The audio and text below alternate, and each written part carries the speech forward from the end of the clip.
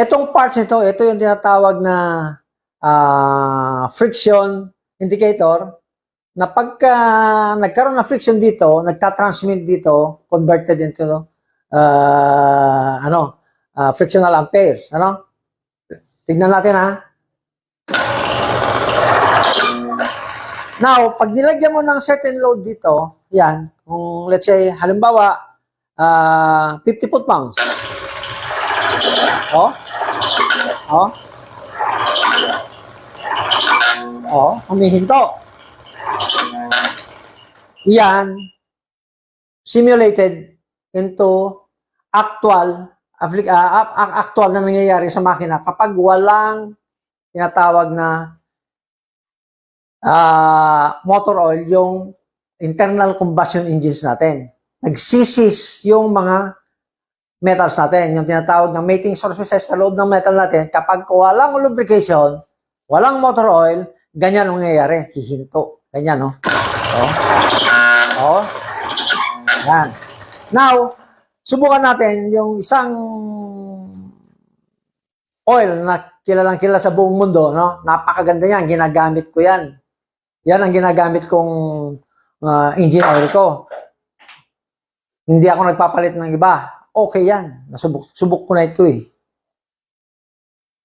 So, testingin natin. Titignan natin dito. Okay? Lagyan natin ngayon ng motor oil yung dalawang mating surfaces. Ano? Ayan. Now, bibigyan natin ng foot-pounds dito kung ilang ano. Oh, mataas pa rin yung friction niya. Ano? Oh. Humihinto pagka mabigat talaga yung load, ano? So ibig sabihin, mataas talaga.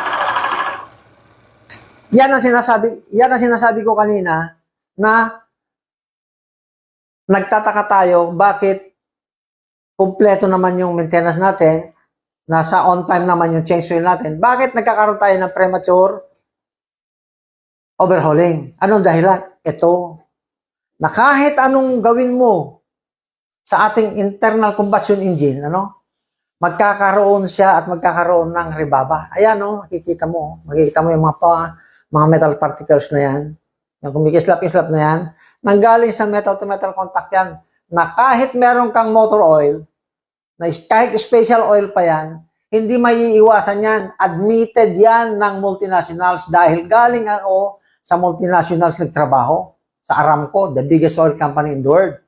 Alam ko ang mga physical structure lahat ng mga lubricants doon. So, itong lubricants na to, although napakaganda, proven na talaga yan na ginagamit, meron pa rin isang bagay na hindi nakita ng formulator yan. Ano yon? Ipapakita ko sa inyo ngayon kung ano yung bagay na hindi nila nakita sa technology na to. Ito yung binabanggit ko kanina na kayang mag-penetrate ng ating produkto doon sa metallic pores ng metal.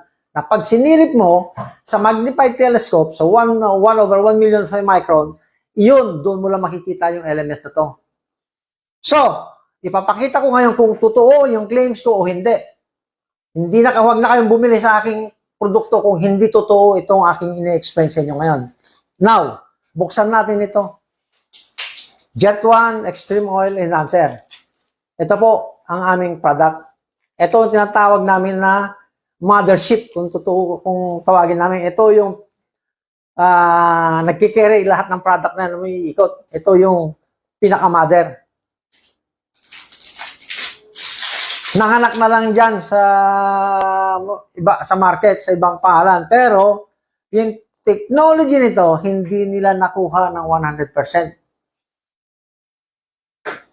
So, ibig sabihin, nasa atin yung 99.99% na technology. Ngayon, papakita ko ngayon. Ang ratio nito is from 5 to 8% by volume. Pero, the more the better. Walang kwan yan. Hindi nagkakaroon ng overdosing yan. No. Kasi, physically, motor oil pa rin siya. Yung viscosity index nito saka yung viscosity index ng ordinary motor oil, almost the same. Hindi masyadong kaya hindi nagkakaroon ng alteration or tinatawag na hindi lumalapot yung ating motor oil pagka gumamit ka nito. So, yung designed viscosity index na isang makina, hindi natin ina-adulterate yun. Libre siya. Hindi tulad na nabibili natin na Teflon na pag inilagay mo doon is halos ayaw malaglag. Ibig sabihin, pag inadulterate mo yung viscosity index ng isang makina, yung design viscosity ng isang makina, magkakaroon ng tinatawag na resistance to flow. Yung resistance to flow na yan, nagpapabagal doon sa pag-ikot ng system ng motor oil sa engine, sa internal combustion engine natin, magkakaroon na tinatawag na oil starvation sa ibang parts. Kasi nadidelay yung travel niya dahil masyadong malapot. Ang ating produkto, walang adulteration yan. Hindi nagkakaroon ng pagbabago ang viscosity. Point something na lang. So, safe tayo. Marami man ang ilagay natin, walang problema. Okay, titignan natin dito kung kaya niyang inalify yung friction dahil pag kumapit ito sa metal, tignan natin kung ano ang magiging resulta. Okay? Nakita nyo naman kanina, no? Unang pisil ko pa lang, nakita mo na, hindi na umakyat. Unang pisil ko pa lang, ano nangyari? Sinagad ko na.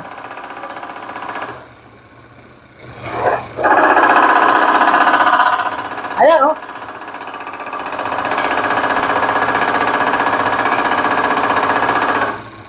Ah, 25 lang yung rating. Samantalang kanina, 50 foot-pounds lang, pumapalo na sa maximum hanggang sa humihinto. O, ngayon, tignan natin, ngayon, isagad ko.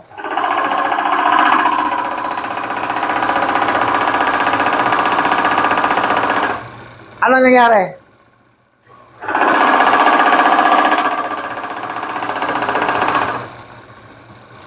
Ibig sabihin, yung ating elements, pumasok na doon sa metallic force na yan. Naging ganyan yung surface ng metal. Naging smooth na yung surface ng metal, naging ganyan na, hindi yung dating open na ganyan. Na pag nilagyan mo ng pressure, magsisis talaga yan, magkakainan yan. Samantala ngayon, ganyan na yung surface na sa atomic level, magkiskisan man yan, nagkakaroon ng tinatawag na repel. Pangalawa, the technology nito na isasabihin ko sa inyo, ang surface ng metal, pagka meron ka nito, nagiging parehong positive or nagiging parehong negative yung surface ng metal. Magdikit man yan, hindi tulad nung dati na isang positive at saka isang negative. Pag nagdikit yan, magi-spark yan. Ngayon, hindi na. Parehos kasi sila. Pag magdikit man yan, repel. Wala yung friction. So, na-eliminate na natin ngayon yung friction. So, ngayon, sasabihin ko sa inyo ngayon kung ano ang dahilan kung bakit nakakatipid tayo ng 10 to 15 to 20% sa fuel. Doon sa ibang nagkiklaim ng products na sila, ang kanila ay yung technology nito, ano? Nagsasabi lang sila na kaya nilang magtanggal ng reduction ng fuel.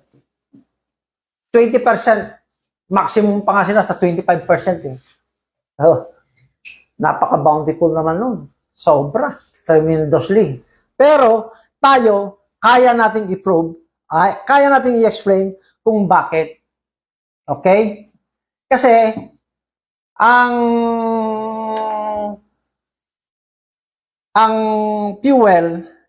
fuel, ganito yan. Yung mixture, yung stoichiomatic mixture na tinatawag, ito yung isang branch sa chemistry na nagkakaroon ng tinatawag na definite tawag doon, stoichiomatic, yung tinatawag na total or exact mixture ng fuel sa air na pagka nag-introduce doon sa tinatawag na intake, ano? At pag pagka nanggaling sa baba yung pistoning at saka umakyat na sa cylinder wall, didikit niyo yung piston sa cylinder wall, ano?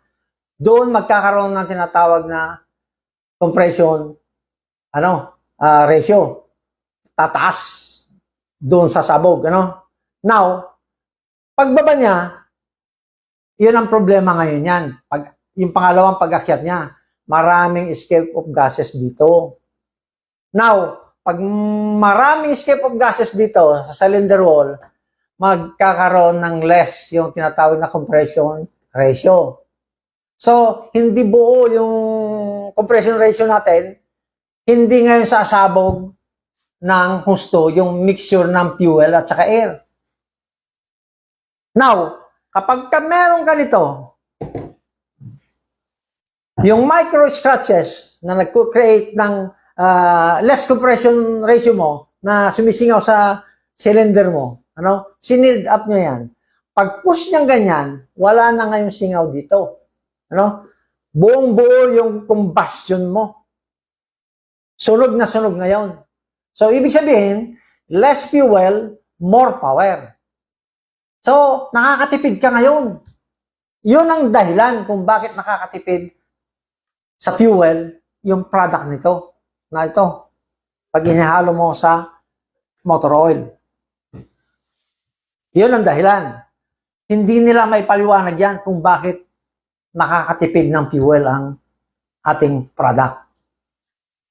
So, ito naman, bakit tayo nakakatipid ng motor oil? Kasi, doon sa mga metallic, mga surfaces na nagki-create ng friction na ganyan, nagkikiskisan na ganyan, doon nang gagaling yung tinatawag na pagkasunog ng ating motor oil. Nadi-deteriorate. Ibig sabihin, nasisira na yung tinatawag na total base number. Yung TBN natin, bumababa ng bumababa. So, lumalabnaw yung ating langis, wala ng lubricity. Now, kapag meron kang anti-friction, yung surface mo hindi nagkikiskisan na ganyan, ganito ang surface ng metal mo, paano madideteriorate ngayon yung motor oil mo? So, yung motor oil mo, magkakaroon ng panibagong buhay yan. 2 times, 3 times, 4 times. Basta ikaw ay mag-change ka lang ng oil filter, parang fresh uli yung mo. So, nakakatipid tayo 2 to 3 times ng motor oil. Yun ang dahilan. Bakit hindi nila sinasabi ito? Hindi nila alam ang technological aspect ng kanilang produkto na minamarket dyan. Kasi hindi naman sila ang tunay na inventor niyan. Ako ang nakakaalam niyan. So, pagka gumamit ka nito, ano ang unang marirealize mo? Mawawala yung usok ng makina mo na hindi naman sira yung injection pump mo or mga injectors mo, buo, kung diesel ka. Bakit mausok? Kasi na dating may tagas yung mga cylinder mo, pag nag-push siya, hindi na susunog ng total yung combustion ratio mo. Marami yung unbound fuel na lumalabas. So, maraming na uubos na fuel mo na hindi na-utilize. Yun ang problema dyan. Pag gamit mo ng product natin, isisild up niya sa cylinder wall, tulad ng sinabi ko kanina, pag push niyang ganon sa taas, doon sa compression ratio mo, ma-achieve mo ngayon 95%, 97%. So, paglabas ng usok mo, clean diesel ka na, bluish na. Parang gasolina na yung usok mo. Iyon, kaya natin patunayan. Marami na tayong actual demo nito. Makikita mo sa YouTube. So, ano pa yung pangalawang ma-realize mo dyan? Magtataka ka, bakit ang haba na ng binahe mo? Bakit hindi naman sumasagad yung fuel mo? Bakit ang dami pa dati-dati nakatakbo ka na ng ganong kalayo ubos na yung fuel mo. Samantalang ngayon may mga natitira pa. Ibig sabihin, nag-less yung fuel consumption mo. Okay? Yun ang katotohanan. Yung pinaliwanag ko sa inyo kanina. kung bakit nakakatipid tayo ng fuel. At saka motor oil.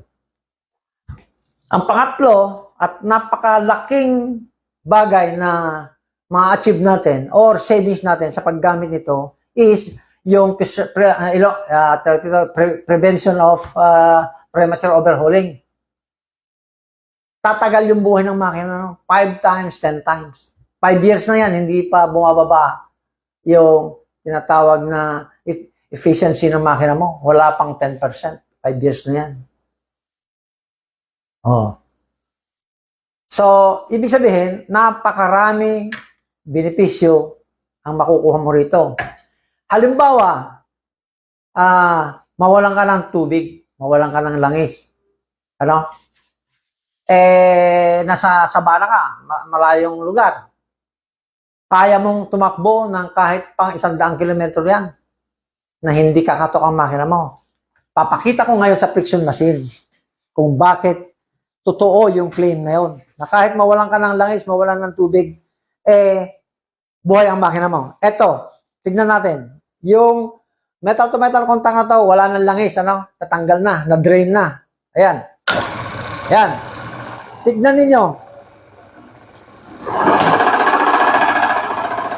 Ano nangyari? Ayaw huminto. Ibig sabihin, kahit sagad-sagad mo, ayaw pa rin huminto. Oh. Oh. Sagad, no? Oh. Yan ang katunayan na kaya nating tumakbo ng walang motor oil. Ngayon, subukan natin yung oil na yan kung gaano katibay. Lagyan natin ng tubig. No? Lagyan natin ng tubig. Oh. 5% lang, wasak ng motor oil natin pagka nilagyan mo ng tubig, di ba? Tingnan natin. Wala pa rin pangyayari. Wala pa rin, di ba? Sagad, normal operating temperature.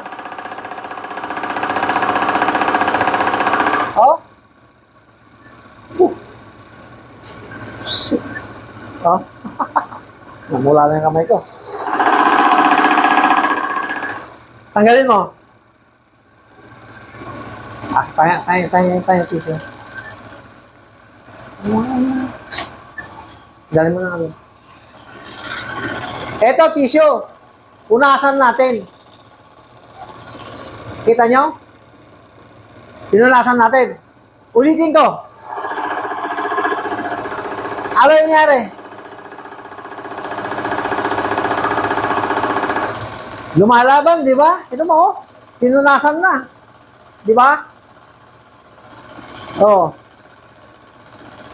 Paano tanggalin yan? Subukan natin. Okay. Ito, pagtanggal, hindi kaya ng tissue. Ito, carborundum.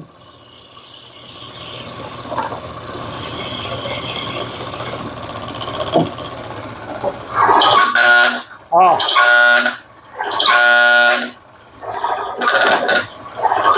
Oh. Yan ang pantanggal. Carborundum, hindi tissue. Ibig sabihin, yung ating metal, kapag ka nakadikit yung ating oil, kahit sabihin mo na ibaba mo na lahat yung oil natin, nakadikit pa rin siya. Kasi magnetize yung niya, yung physical structure niya. Meron siyang tinatawag na magnetic power. Kaya niyang mag-stay sa metal. Na kahit nakaganon siya, kasi ang oil, pag nilagay mo dyan, hindi lalaglag. Pero pag ginan mo, laglag yan. Yan, kahit nakaganyan ng 1 linggo, 2 linggo, 1 buwan, hindi malalaglag kasi naging integral parts na siya ng metal. Take note, naging integral parts ng metal. Doon sa atomic level, hindi sa surface. Pinunasan ko na, di ba? Yun ang katunayan, pinunasan ko. Pero hindi natanggal. So, ibig sabihin, nandoon sa metallic force siya sa loob, hindi sa ibabaw. So, ibig sabihin, ibabaw at loob, protektado ang metal ng ating engine parts. So, makakasigurado tayo na ang ating pyesa, pagka gumamit ka nito, magiging superior quality siya.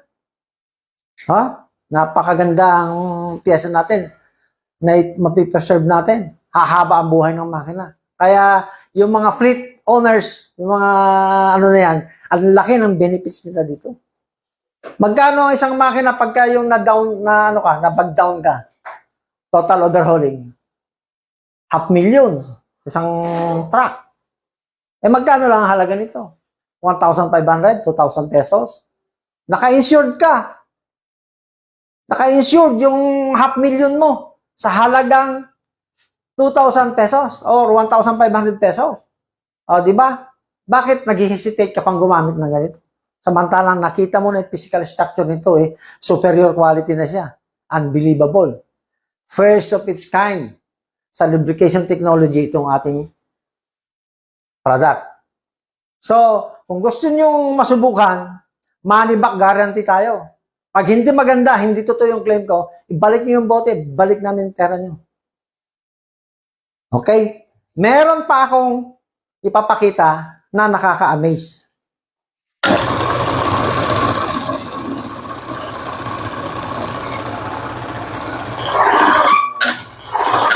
Ayan, namamatay ha.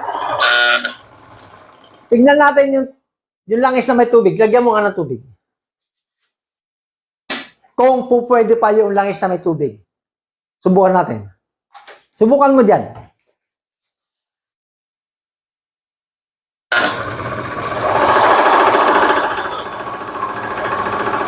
O bakit?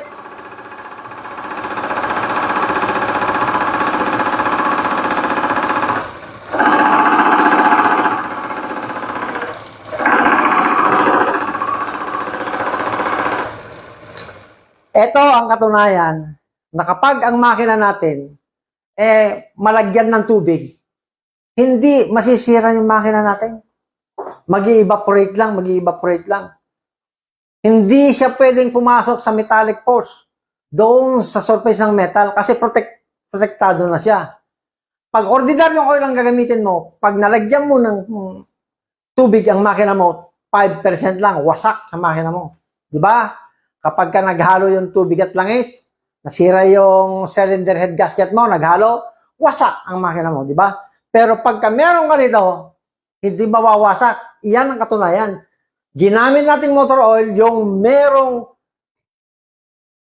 contaminated na langis dito. Hindi siya nagbago ang physical structure niya. Naging superior quality pa rin siya. Despite the fact na nagkaroon ng integration ng water sa tubig, ay sa oil. Pagka nagkaroon ng tubig kasi, yung motor oil mo, mas mabigat yung tinatawag na molecular weight ng tubig doon sa langis. Iilalim siya. Ibig sabihin, papasok sa metal. Pero dito sa ating produkto, hindi makakapasok kasi sealed na yung mga surfaces ng metal natin. Okay. Merong last na ipapakita ko sa inyo.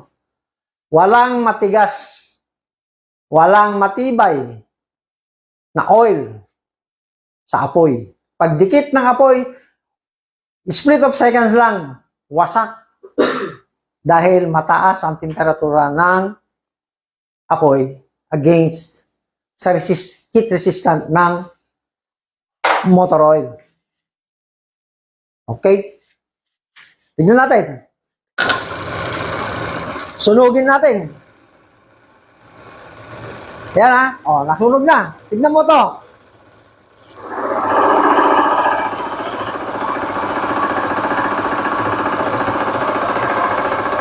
Ayan o. Lumalaban o.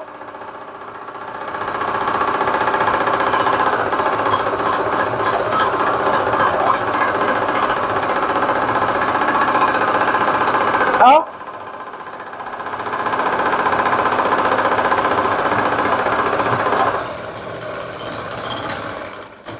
Pagdikit pa lang ng unang seconds ng apoy, automatic na yon na wasak na yung total base number nung kan, wala na siyang lubricity.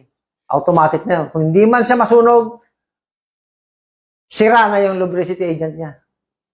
Yun ang matinding tinatawag na thermal resistance ng ating produkto. At kahit abutin pa siya ng 500 degrees centigrade, 700, 1,000, hindi mo kayang tanggalin yung lubrication natin sa surface ng metal hanggat hindi mo siya nililiha or ginagasgas ng carborundum. Yun lang ang pantanggal dyan. Ayan o, carborundum.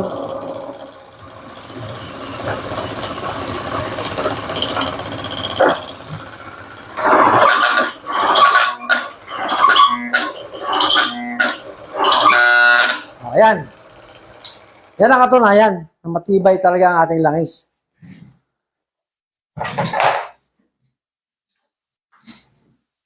Okay. For the time being, I would like to reiterate to everybody na itong product natin, hindi ho ito ordinaryo. Ito, malaking bagay ito para makatipid tayo sa ating operation. Maging personal man or maging sa mga heavy equipment natin, mga trackings natin na nagtatraverse dyan.